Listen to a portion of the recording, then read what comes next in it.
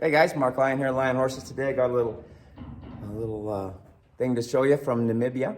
So I was over here working, and one of the horses was running around. We were going to work with this week, and he ran into the only piece of metal that he thought he could cut himself on. So he got a little cut right there on his nose, and then a little bit of a scrape, and then this part right here got a little cut. And the welders had not quite covered up and rounded all the edges, and so. Anyway, that's one of those things horses tend to get.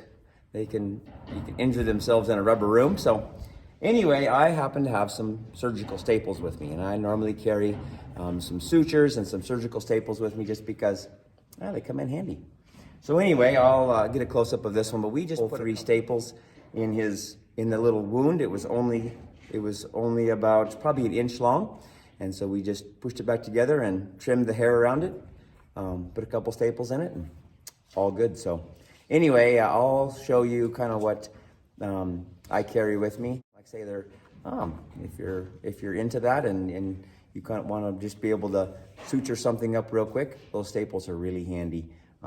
Really good thing to use if you're not squeamish. So anyway, remember, we're all trying to be the person our horse deserves, and hope this tip helps.